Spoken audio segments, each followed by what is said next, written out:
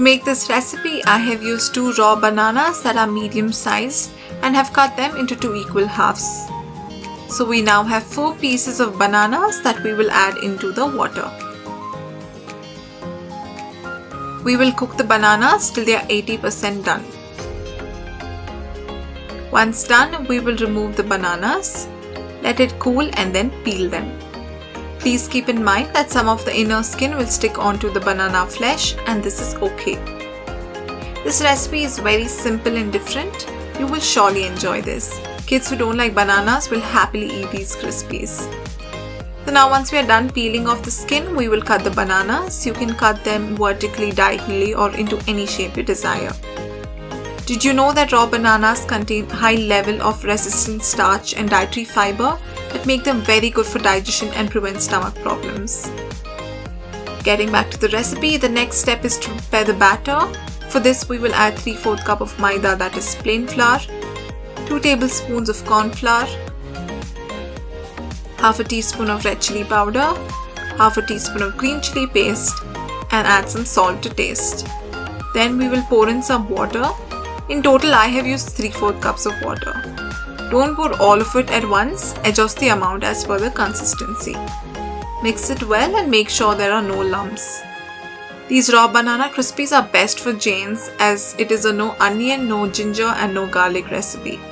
They are so crisp and delicious that it will take you some time to figure out if they are raw bananas. So now I've added the rest of the water. The consistency should be such that it is not too thick nor too thin. Now into the batter we will add in the piece of bananas and make sure they are well coated with the batter. If your batter is too thin, then add in some maida.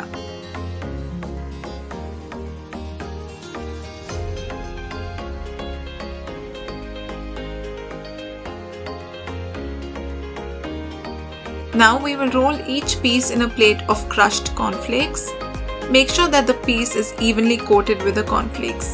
Then add it into the hot oil and fry them till they are golden brown in color.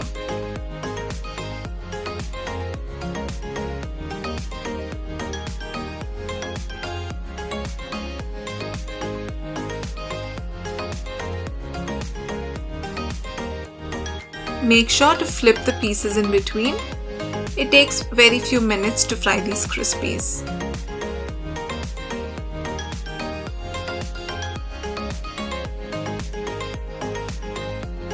It looks like the crispies are done, so we will remove them from the oil.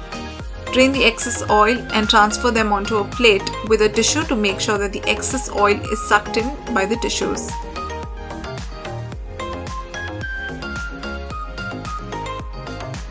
Your banana crispies are now ready to be served, and you can either enjoy it with ketchup or mayonnaise or even relish it without any dip. These are a perfect choice for a starter and can be prepared in very less time. Enjoy!